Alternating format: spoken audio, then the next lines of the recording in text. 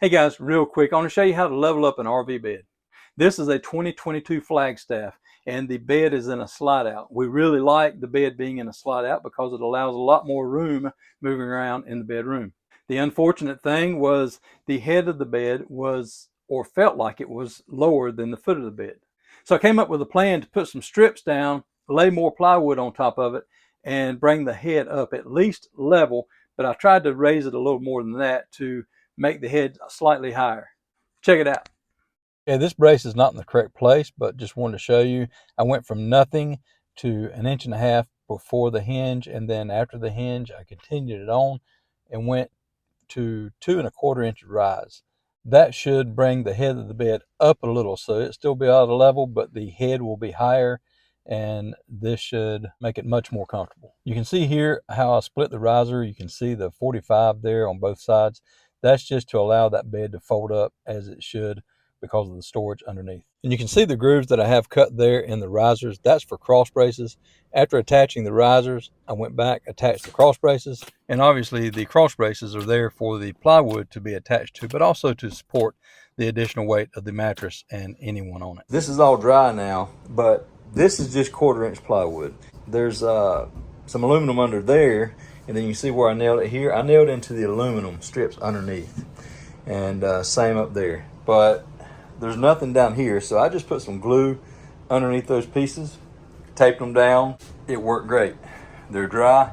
Down here, on the outside edges, it went into the aluminum. The staples will go right into aluminum, just like wood, and hold just fine. And up there, I just didn't have enough room. I was able to staple it here on this end at an angle because that's angled there, but my staples aren't long enough to go through here. But it's going to be just fine. Everything else is attached. Once I put the piece of plywood on top, I think it's going to work great. Okay, I'm going to cover those strips with 1/4 inch plywood. I cut this with my circular saw, and it is 56 inches from side to side, and from bottom here up to where the hinges go, 46 3/4 inches. This plywood does not have to be perfect. However, if you do hit it with some type of sander, I used my orbital sander, it will knock the edges off, get rid of some of the splinters, and keep it from picking the mattress or sheets or anything in the future. Okay, the framing's all complete. It's attached, and I'm now going to attach the piece of plywood. I've got this piece for the bottom below the hinge, and then I'll put another piece there above the hinge. And I'm going to staple it with my air stapler right into the risers that I put on there, but also here on the aluminum piece, I'm going to attach it right there.